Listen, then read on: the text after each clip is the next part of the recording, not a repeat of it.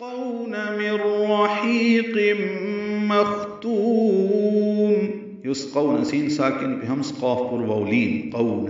مر رحیق نون ساکن کی وادران کی وجہ سے ادغام کامل میم کو راسم لیں گے. را پر حا وسط حلق سے ادا کریں گے یا مدہ ہے.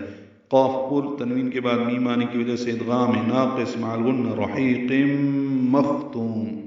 خا ساکن پہ ہم سے پر پڑھیں گے. تا باریک ہے لمبا کریں گے. میم ساکن پہ اظہار شفوی ہوگا.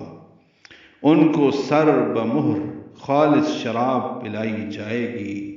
ختامہ مسک وفی ذلک فلیتنافس المتنافسون.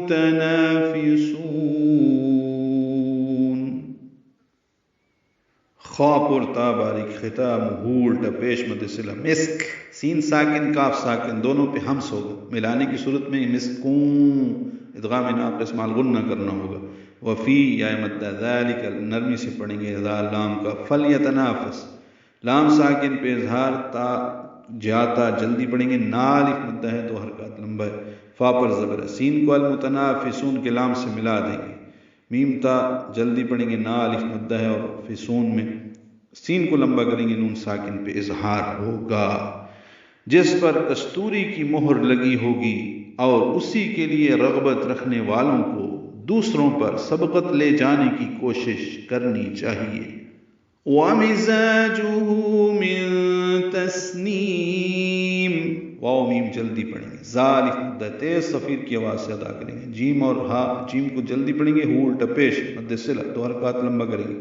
من تسنیم نون ساکن کے بعد تا آنے کی وجہ سے اخفا ہے. سین ساکن پہ ہمس ہے. نون کو لمبا کریں گے. میم ساکن پہ اظہار شفوی ہے اور اس میں تسنیم کی آمیزش ہوگی.